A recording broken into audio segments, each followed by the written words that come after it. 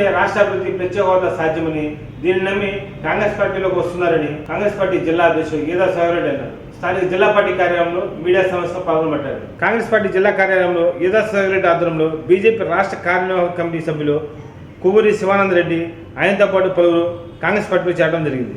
ఈ సందర్భంగా వారికి సెలవు కప్పి కాంగ్రెస్ పార్టీలోకి సాదరంగా ఆహ్వానించారు. ఈ కార్యక్రమంలో పిసిసి సభ్యులు రసూల్, సుదర్శన్ రవి, ఉంగరాల శ్రీను, కరిముల్లా, పెద్దారెడ్డి మండలం నుంచి దిలీప్, శ్రీనివాస్, చల్లా మహేష్ తదితరులు పాల్గొన్నారు.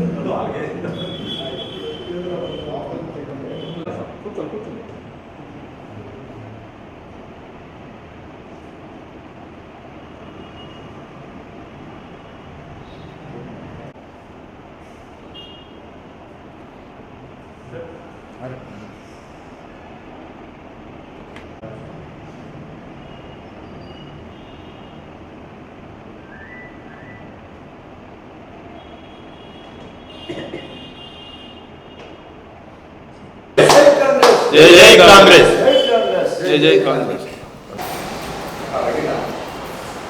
ఓకేనా? అందరికీ నమస్కారం. ఈరోజు ప్రకాశం జిల్లా ఎర్రగొండపాలెం నియోజకవర్గం నుంచి కాంగ్రెస్ పార్టీలో చేరడానికి బీజేపీ రాష్ట్ర ఎగ్జిక్యూటివ్ కమిటీ మెంబర్గా కొవ్వూరి శివానంద రెడ్డి గారు పనిచేసి ఉన్నారు. ఆయన కాంగ్రెస్ పార్టీ మీద ఒక నమ్మకంతో రాష్ట్రం దేశం బాగుపడాలంటే కాంగ్రెస్ పార్టీతోటి సాధ్యమనేటువంటి ఒక అభిప్రాయంతో ఈరోజు కాంగ్రెస్ పార్టీలో చేరారు. మరి వారికి కాంగ్రెస్ పార్టీ తరపు నుంచి శుభాకాంక్షలు తెలియజేస్తూ ఉన్నాము. అలాగే మహిళా దిలీప్ గారు, కాయకాకుల శ్రీనివాస్ గారు, చల్లా మహేష్ బాబు గారు కూడా మరి కాంగ్రెస్ పార్టీలో ఈరోజు చేరటం జరిగింది. వీరందరూ కూడా రాహుల్ గాంధీ గారి నాయకత్వం, రాహుల్ గాంధీ గారు ప్రధాని అయితేనే దేశానికి రక్షణ, యువతకి ఉద్యోగావకాశాలు వస్తాయి, దేశ ఆర్థిక పరిస్థితి మెరుగుపడుద్ది.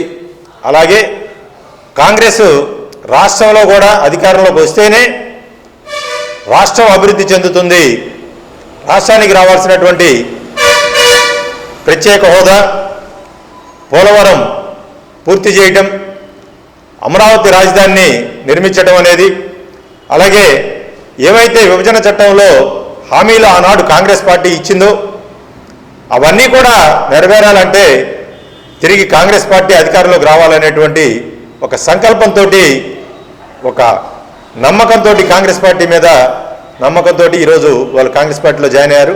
వాళ్ళందరికీ కూడా ప్రకాశం జిల్లా కాంగ్రెస్ కమిటీ హృదయపూర్వకంగా ఆహ్వానం పలుకుతూ ఉంది. మరి ఈ విషయం మీద కొవ్వూరి శివానంద రెడ్డి గారు మాట్లాడతారు. ఓకే, నమస్కారం అందరికీ, సోదరులందరికీ నమస్కారం. నేను గతంలో ఇండియన్ ఆర్మీలో పనిచేశా. తర్వాత పోలీస్ డిపార్ట్మెంట్లో కూడా 1995 వరకు పనిచేశా. దాంట్లో ప్రజలకు రాజకీయ జోక్యం ఎక్కువయ్యి ప్రజలకు మేలు చేసే అవకాశం లేక బయటకు వచ్చేసా.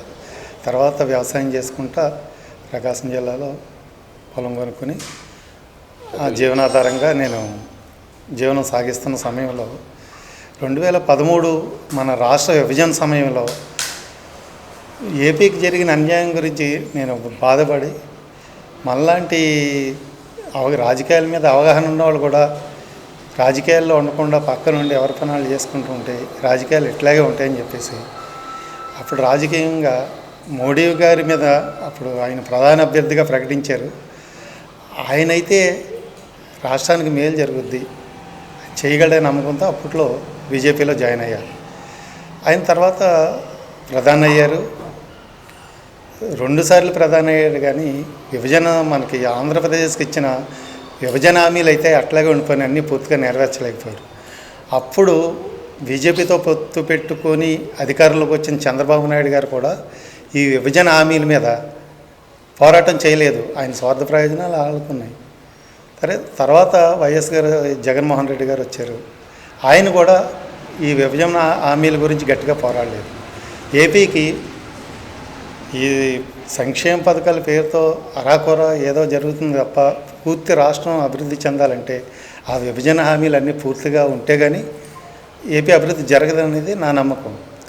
సరే, బీజేపీలో ఉండి ఇంతకాలం చూసే రాష్ట్ర బీజేపీ నాయకులు కూడా ఎవరి స్వార్థం వాళ్ళు చూసుకుంటున్నారు తప్ప పొత్తుల కోసం పదవులు పొందాలనో లేకపోతే వాళ్ళకి ఇంకేదో ప్రయోజనాల కోసం అటు బీజేపీ పార్టీని వాళ్ళు బలోపేతం చేయడానికి ప్రయత్నించరు, ఇటు మన ఆంధ్రప్రదేశ్ రాష్ట్ర అభివృద్ధి వాళ్ళకి అవసరం లేదు, కేవలం వాళ్ళ స్వార్థ ప్రయోజనాలని నేను గ్రహించి సరే ఏ అయితే మనకి అప్పుడు విభజన సమయంలో కాంగ్రెస్ పార్టీ మనకి అన్ని హామీలు ఇచ్చింది, ఈ పార్టీ అయితేనే ఈ హామీలన్నీ నెరవేర్చగలిగి మన ఆంధ్రప్రదేశ్ అభివృద్ధికి దోహదం పడుతుందనే ఉద్దేశంతో నేను గట్టిగా ఈ రోజు నుంచి కాంగ్రెస్ పార్టీలో చేరి ఆ విభజన హామీల గురించి ఆంధ్రప్రదేశ్ రాష్ట్ర అభివృద్ధి గురించి పనిచేయడానికి నేను కృతనిశ్చయంతో ఇక్కడికి వచ్చి పార్టీలో జాయిన్ అయ్యాను.